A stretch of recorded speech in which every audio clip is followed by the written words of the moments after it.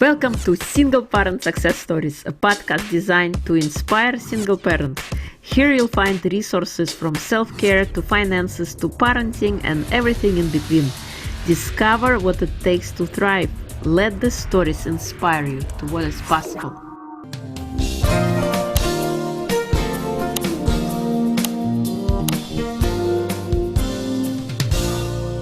Hello and welcome to Single Parent Success Stories. Today's guest is Andy Heller. He's a successful businessman and not a divorce professional such as a divorce attorney, mediator, therapist, co-parenting counselor, or the host of other professionals that support and service those going through divorce. Among his professional accomplishments, Andy co-authored 2 best-selling real estate investment books in the 2000s. While the books were well received, Andy had no interest in writing another book, but here he wrote a book after going through his own divorce, he wrote a book. So Andy is a single dad of 2 kids, and he's joining us from California, from San Francisco. Welcome, Andy. It is a pleasure to have you. Irina, it's my pleasure to be here. So thank you. So please share with us what led you to write this book. Sure. I'll do my story really quickly so we can save most of our time for questions. Ladies and gentlemen, my story was really something quite unique. I'm just a businessman. I've run successful businesses. I had a traumatic divorce myself. And when I'm stressed, I do 2 things. I don't sleep a lot, so I read a lot of other divorce books, and I write. I just start to take notes. So in a co-parenting session with my ex-wife and myself, the co-parent counselor said, you guys got a lot of stress going on. You could probably each benefit from therapists. So I said, this can't hurt. I said, give me a therapist who's worked a lot with divorced men. And even though I consider myself to be a very compromise-oriented, Dale Carnegie disciple, fair, reasonable guy, I thought, okay, this is fine. So I found this amazing therapist, and she was my rudder, Irina. So what led me to write this book is I cannot count how many times something would happen with my wife and then my ex-wife. I would walk into her office and said, hey, this happened, but don't worry. I've thought it through. I've got a fair way to deal with this issue. And I would explain to her what my plan was to do. She said she would go into therapy, speak, well, Andy, it's really good that you think that, blah, blah, blah, blah, but you're going to do the opposite. And here's why. And I would listen to this advice that came out of her mouth, Irina, that was oftentimes 180 degrees from what I planned to do. And I'm like, oh my God, that makes a lot of sense. What I left with the impression after a number of these sessions was how I was not aware to the degree that I was emotionally compromised and not able to make good decisions due to my own divorce. And I'm a pretty reasonable, compromise-oriented man. I'm not that guy that's out there to hurt my ex-wife. And I was not thinking clearly. So I'm looking at my notes that I'd been written through my own drama. I'd read all these other books. I'm like, my goodness, there's a gap in the divorce book space, and I think I can fill it. So that started a process that took me 8 years to write this book. I interviewed countless experts, and this book is not about my divorce. I took the counsel of judges, of divorce attorneys, therapists, divorce coaches, daddy coaches, and I brought this into a best practices book of how to get through the divorce and do it in a manner where you put your kids first and give you like the tips you need on day 1, which you don't typically have. So the premise is that divorce is an experiential journey. During this journey, everybody, you're going to do some things really well, some things kind of okay, and a lot of things horribly wrong. And the problem is that you realize this during and after the journey, but you need that counsel on day 1. So the book is structured with 46 tips and strategies of issues that we are all likely to encounter, most of them. And they give us the tips on day 1 so we and our children can land in a healthy and better place. And probably when you talk about co-parenting as a single parent, be it a man or a woman, probably half of my book deals with issues around co-parenting. And that does not end when you sign your divorce. In fact, typically that's only beginning at that point. So anyhow, that's my story. And even though my book is just out, I'm really humbled by some of the reviews for it, particularly from the therapy community, that said that my book is really something special. And thank you for having me as a guest. Yeah, thank you. I love that. And I think it's incredible, and it's great for me to hear a man's perspective, because a while ago I had a woman share a similar book that she wrote. So I'm excited to hear more. So out of those 48 tips, what are your top 3 tips that you can share in evaluating and taking that road after divorce? Great. I'll give you 3 great tips right off the bat. So one of the biggest complaints, but one of the most common things I would hear in my interviews of divorcees is that he won't do this, she won't do that. Well, one of the things that we have to understand as a single parent is the only person you can control is yourself. So a lot of the counsel in my book deals specifically with unilateral steps that you can take that are not dependent upon your spouse or former spouse reacting in a certain way. This is a very important thing to understand. At some point, we all figure it out once we're divorced, but sometimes it can take years. So a lot of the counsel in my book deals with that. And what I would say to all your listeners is, you can't control him. You can't control her, but you can work on things yourself to make it easier for you to deal with him or deal with her. Okay, so that's the first point. The second is one of my favorite tips I talk about in the book, and it might sound simple, and this is where my perspective is different than other authors who might be a divorce attorney or a therapist. I have included some business skills in that business people use in high conflict business situations in co-parenting. One of my favorite is the use of a business tool called the time card. The time card is basically helps the divorcee to take the issues you're dealing with, your co-parenting issues, and put them in different buckets. Bucket number 1 is logistics. You've got to respond to him or her right now because little Johnny has to be picked up and there's nobody to pick him up from school, or there's some logistical issue that requires immediate addressing. The other bucket is things that are percolating with the children that don't need to be decided right away. Use of the time card and pushing some things down the road, it does a number of things that are helpful.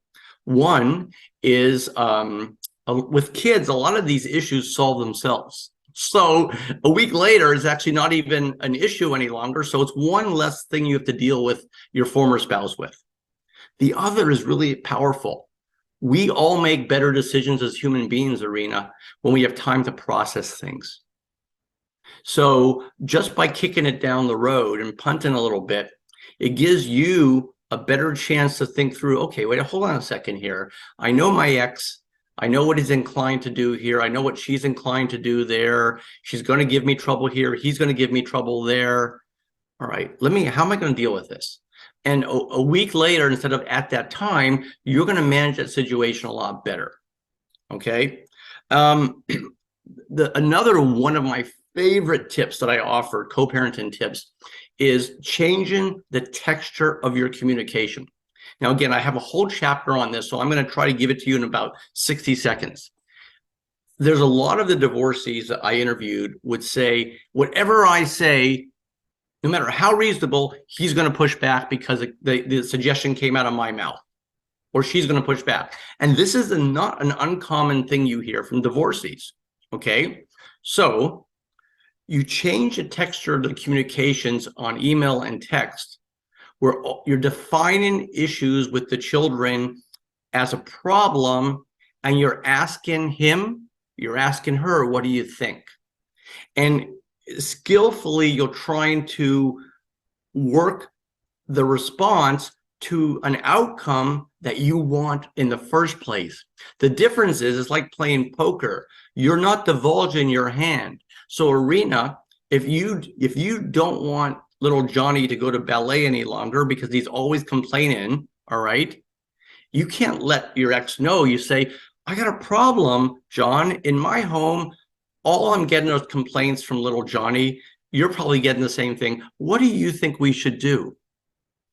And again, this is not an easy thing to do, guys, but once you can master this, you'll be amazed how often the response lands somewhere close to what you want. And you're playing a game with your ex. You're allowing him or her to feel like they own the decision, and you take the objectionable and fighting issues, you reduce them exponentially. So these are three of my favorite tips in the book, and those last two are business skills that are used in high conflict business situations that are ideal for high conflict co-parenting arrangements. You are so right. I like especially, what do you think we should do? It's kind of we're making it about an agreement or a problem. It's nothing is personal. We're just describing a situation, and we're giving each other an opportunity to discuss what we think about. I love that. And the concept of time card, that's actually very interesting. I like how you kind of logistics and then kids stuff, and you keep track of things, like just like in a business environment, you keep track of your issues and resolution, and you delegate. So very, very good points. I like that. What would you say? How old, by the way, were your children when you got a divorce? We ended our marriage. My daughter was 8 and my son was 6. So they were pretty young, Irina, and it's the need for co-parenting and coordination was really significant. Particularly, and the younger your children are, it's an interesting situation. It's like a cocktail there. The younger your children are, the greater the need for coordination around co-parenting. But also, the more affected your children will be by your actions and the way you're getting along or not getting along with your former spouse. And what makes it even worse is the younger they are, clearly, the longer you're going to need to co-parent before those kids get out of high school. So there's a number of dynamics that, particularly when you have all the children, or at least one child that's younger, that is going to require that you get to a point where you can co-parent effectively faster.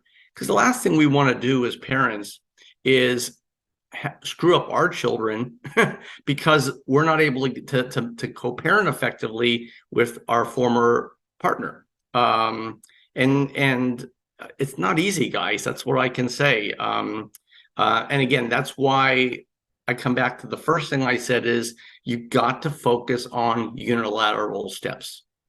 And the great thing about that is that if you focus only on things that you can control, in most cases, your ex will at some point adjust his or her behavior. And that's what you want to create. Not say, hey, you need to do this. No, you focus on what you can do yourself, and they will respond. You got time for a good example of that story? Of course, go ahead. Yeah, and this is a story that actually led me to write this book.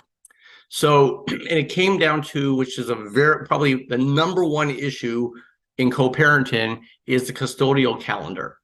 Okay, you set this custodial calendar, but then this crazy thing happens. Life intervenes. All right, and so let me give you an example. So I asked for something that was reasonable from my ex in terms of a time switch because somebody was coming into town, and the answer was no. Then about a week later, she asked me for something. I said, I'll get back to you. Use the time card. I had an appointment with my therapist, and I went in there and I said, okay, here's what I'm going to do. I've asked for a reasonable request. She said no. She asked me for a reasonable request. I'm going to go back and say, I'm happy to do this, give you your time, but you give me my time. Fair? And my co-parent counselor said, sorry, my therapist said, no, Andy, you're going to call her and you're going to say yes to every single request she makes that you can accommodate, that is reasonable, and that the children can benefit from.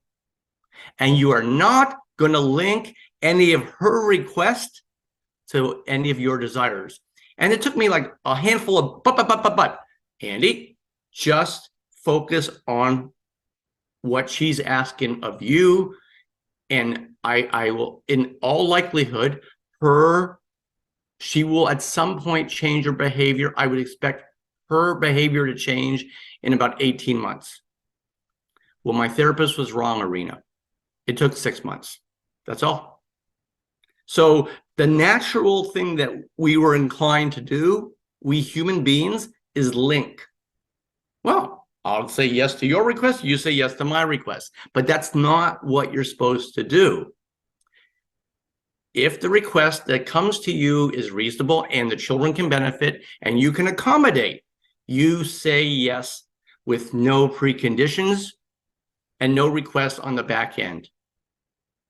And then you hope that your actions will at some point result in reciprocal behavior. Typically it does, no guarantees. In my case, it happened very quick, and that's where we all want to get as co-parent when we co-parent, because you've got this custodial calendar, but birthdays happen, people get sick in the families, emergencies arise. You want to rise at a point where you guys can exchange time easily when the children benefit. Yeah, I like that. You make a good example. Quid pro quo. I'm going to do this for you if you do that for me. Yeah, yeah. And it's so funny, and that's when I realized how wrong I was after I walked out of the therapist's office, and I saw that in a matter of months, how the relationship with my ex improved dramatically because I did not do what I was inclined to do. When I made the decision to write the book, because I realized that, and not everybody can afford or has the time for a therapist like that. So they need podcasts like yours, they need books like mine to be in their ear to say, no. Your natural inclinations are not necessarily what you want to do. Here's the right way to handle that situation. And again, I certainly wasn't, my ex and I were at a point where we both were angry at one another and all, but I did not believe that I was emotionally compromised where that was affecting my decisions. And I was dramatically wrong. I was really not able to make good decisions. And the fact that many of us are only going down this path of divorce one time, so we don't have any historical or learned experiences, we're going to make mistakes because we've never been down that path before, and you're dealing with so many emotions. So recognizing that we could all use some help to make the right decisions and make sure we're making the right decisions for co-parenting and for our children's benefit, that's paramount. Yes, you're so right. We are not taught how to deal with difficult situations, and especially divorce, and we're prone to make mistakes. Yep. What was the best advice you got that helped you survive and thrive during and after your divorce? Well, probably the best advice, and I talk about this also in my book, and it's going to sound kind of simple. Divorce is a marathon, it's not a sprint. Don't focus on what you think you deserve right out of the gate. Don't focus on what you want in a week or a month. Focus on the life you want to have in 2 years. All right. And I again, around that, I can give a great example. It was a practical example where, let's say you have an involved father, and he wants 40-50% custody, but he travels. Okay. And I talk about this example in the book. So it's in everybody's interest, particularly the children, to have, he's a good dad, to have him be co-parenting. and being active in the children's lives. But in this example, the dad recognized, now, wait a second. When I travel, the children are alone with mom and have been for years. But the dynamic of being home alone with me is going to be new, not just for me, but new for the children. So it's probably in their best interest to ease them into this. So in this situation, this dad started with about 25% custody, and they agreed to a schedule that the children's therapist would weigh in on how well they were doing, that over time, and everything was done in ranges, so between 3 months and 6 months, that 25% would increase to 35%. Between 6 months and 12 months, that 35% would increase to 40 or whatever. Long story short, Irina, that he was at 50% custody within 12 months because the kids were doing so well. But so my point there is, he didn't fight for 50% out of the gate on day one, but he wanted to land there after a time that not only could he adjust his business commitments, but it was everybody won. He was able to adjust to where he could work his business travel needs around his children's schedule. The children were able to slowly get used to being alone with dad. All right. And it was also considerate to his ex-wife, because the ex-wife was a stay-at-home mom. She'd never been used to being without the children. So, for her, she was able to start with a smaller sacrifice and work up. Every box was checked, because he recognized divorce is a marathon, not a sprint. Let's not focus on what I get as soon as the divorce MSA is signed. Let's focus on the life I have or want to have, and what I want from my children in a year or two. That's probably one of the most powerful advices I can have.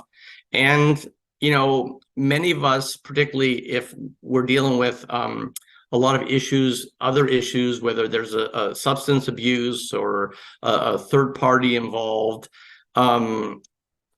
taking your time and understanding that things will get better over time. Now, I am a glass half full guy. I wrote the book with that concept. I've always looked at approach life that way, but I'm also a realist, Irina, and I've never felt myself personally like my world was falling apart until I got divorced. And I did find myself getting down, and we're all only human. But I can certainly say to you, and I wrote about this in the book, is it almost always gets better for all of us over time. Yes, you're right. And question to you, did you have the clarity immediately after or during divorce that what kind of life you wanted to create? Being that you said that everything kind of fall apart, how did you arrive at that picture of what you want to create afterwards?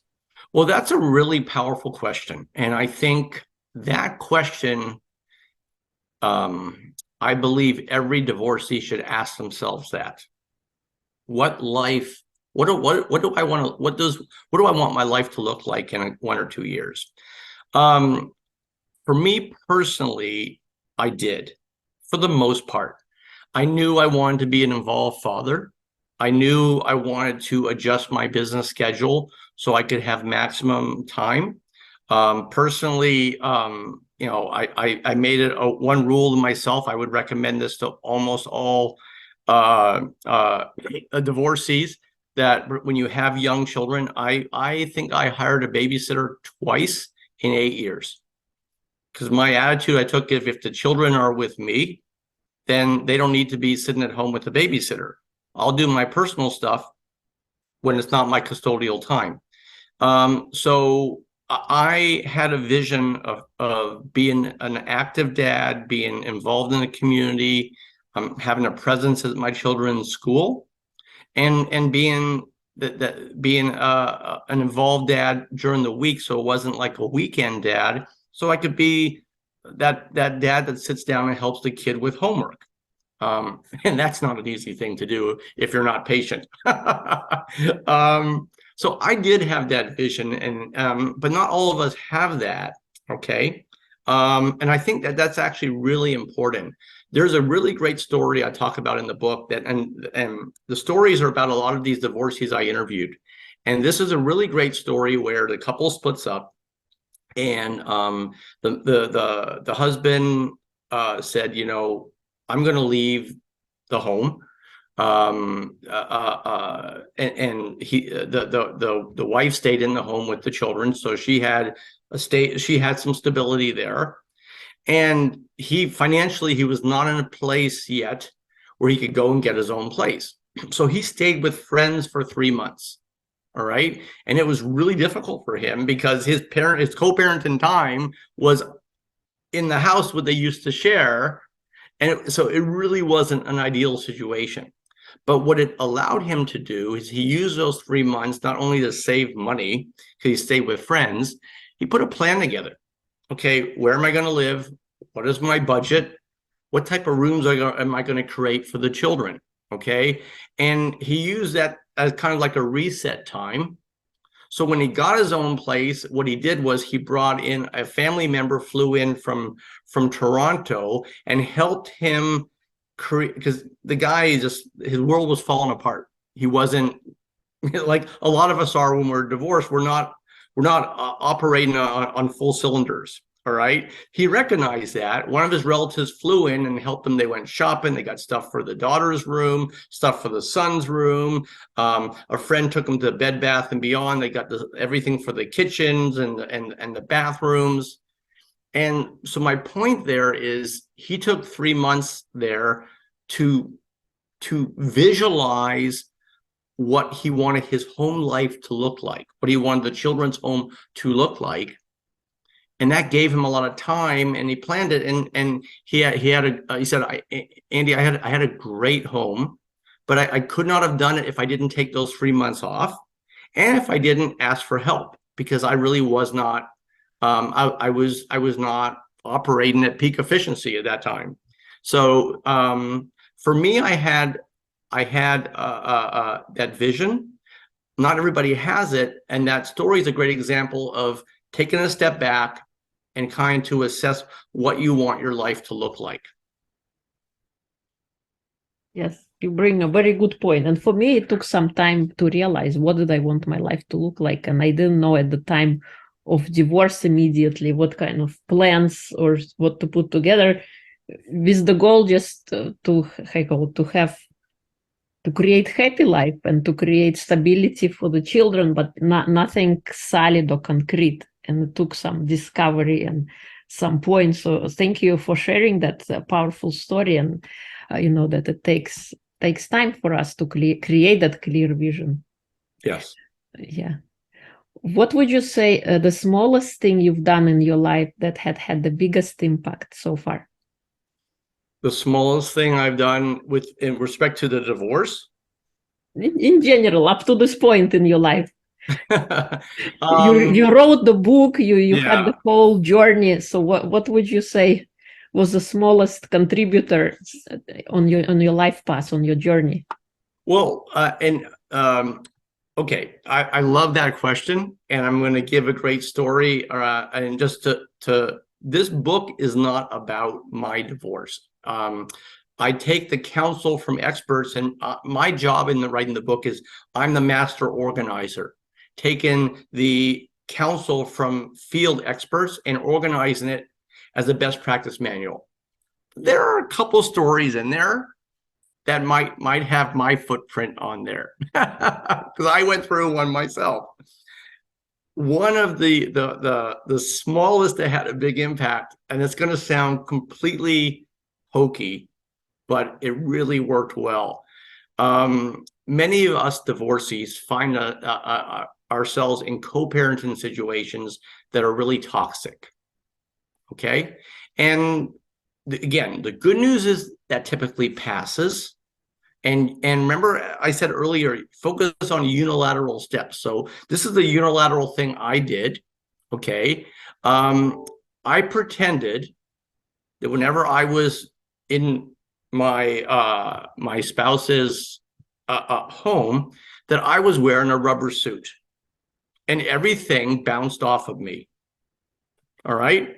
And it just wasn't going to stick. If there was critique about my parenting, how I did, how I I wasn't 1 minute early for pickup or whatever. Boom, everything bounced off. And I played a game. Well, let's see if what is directed at me tops the last one. And I didn't react because I couldn't react. I was rubber. It was bouncing off me. It's, again, the point I make in that chapter is perhaps you find the suggestion of the rubber suit to be too hokey or corny, and that's okay. But the point there is we all need a coping mechanism to recognize if you are in a fairly toxic co-parenting situation, that you've got to have a coping mechanism that keeps you from being affected from anything he's saying or she's saying, or at least minimizes it. Okay, for me, that hokey rubber suit was a great idea. And the book also talks about some of the other solutions that are out there that are common, such as there are communication and organization portals. One example is the Family Wizard, where the couples where it's really toxic, they're not allowed to communicate directly. They communicate through this portal, and the portal even filters out nasty words, and you manage expenses there and everything. It can be quite helpful. Okay, so the point of the rubber suit story is that for me, that was a great example of a small thing that was really helpful for the worst period of time. That's typically right around separation, guys. All right.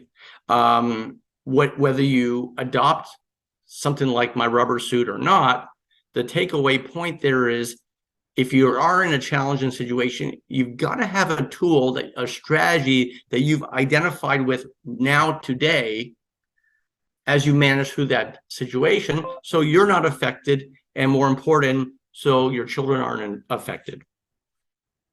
I love that story. I think it's a great example, not just for that particular situation, but in any situation we find ourselves in, if we feel ourselves triggered by anything, to have that rubber suit on and let it all fly off of you. Don't let react, because once you react, you get engaged into it, and then you're going to get like a bigger thing out of it. So I love that point. Awesome. Yeah, and I should also just be really fair, and say, my ex-wife probably needed something similar for dealing with me, because I'm sounding to you right now as a reasonable, calm writer of this great book, but I wasn't operating on all cylinders when we split, and I wasn't as kind, I wasn't as compromise oriented, I wasn't as calm as I should have been. Okay. And she probably could have said the same thing about me, and she probably was right.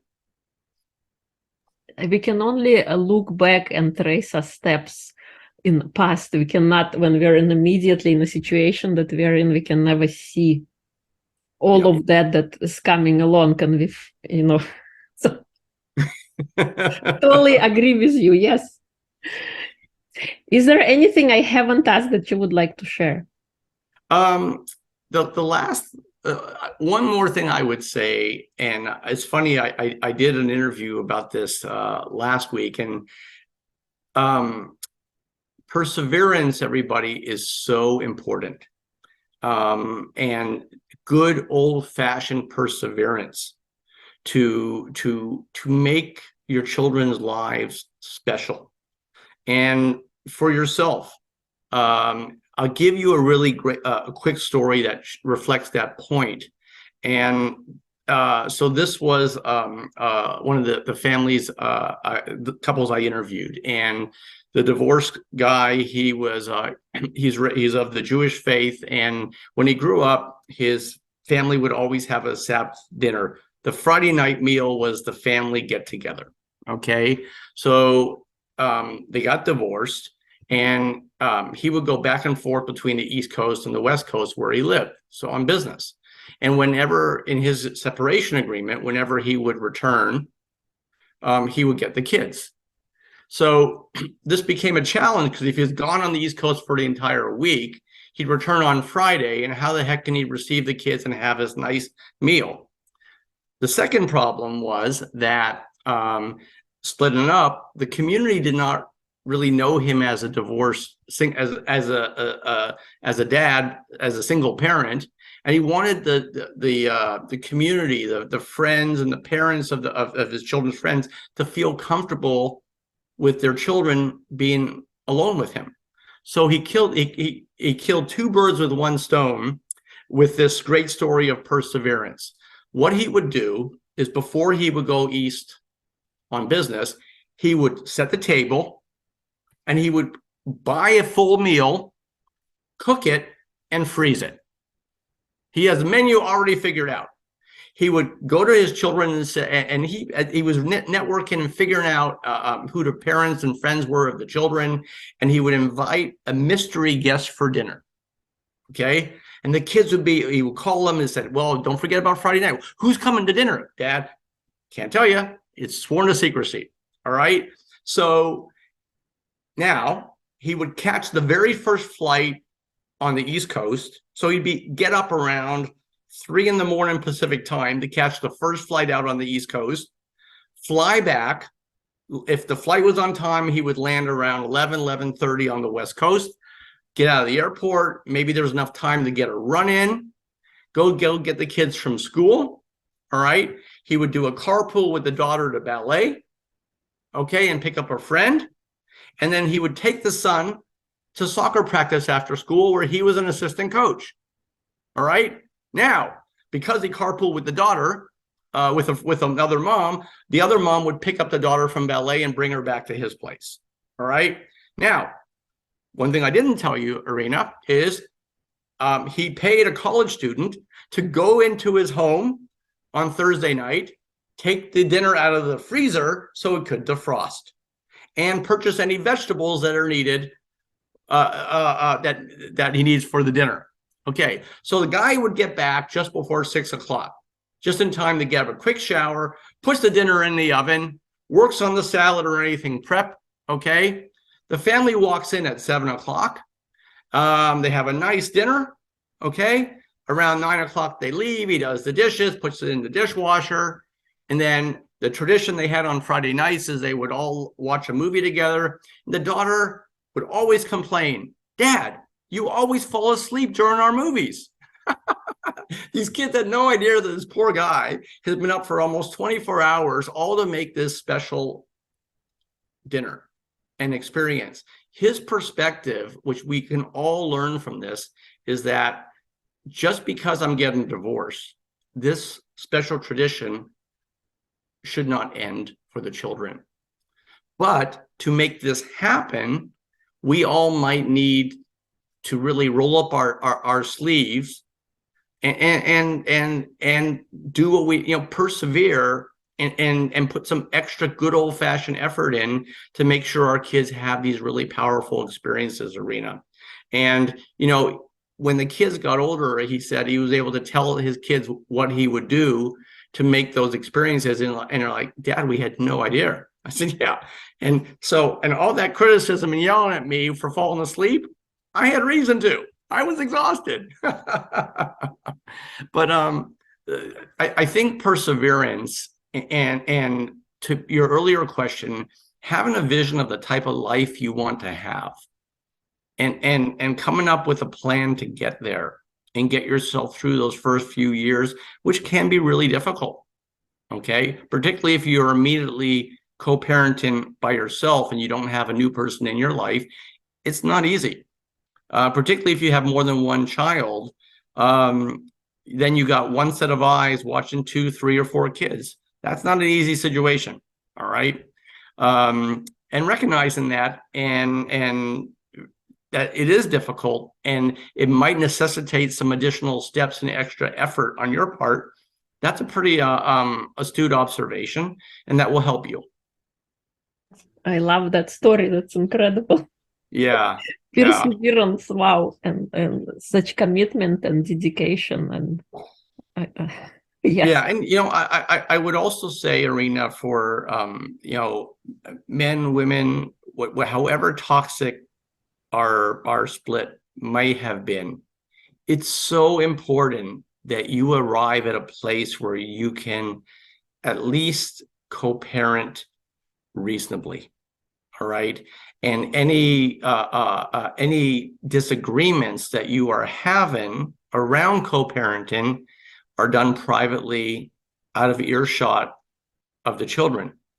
One of the things I will also talk about, let me leave you with one really powerful point.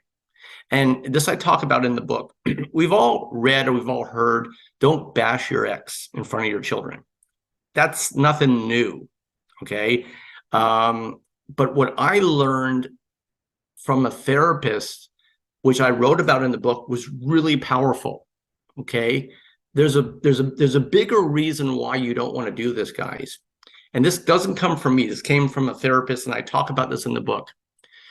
The children, they know one thing at a very early age, and they know this one powerful thing, and that is that they are the product of two people's DNA, a man and a woman. And if you are from a traditional marriage of a man and a woman, the child knows I'm half the DNA of mom, I'm half the DNA of dad. So when one spouse chooses to criticize their former spouse, the children are processing this as if they're being criticized themselves, because they know they are half mom and they are half dad. So even if you have reason to criticize your former partner, recognizing that the children will process this as if 50% of them are being criticized, that in itself is another really powerful reason why you cannot criticize your ex in front of your children. And that affects your children's self-esteem. So this was when I heard the therapist explain this, I'm like, oh my goodness. So this is more than just, it's the right thing to do not to criticize your ex. What you're doing when you're criticizing is you're impacting your child's self-esteem.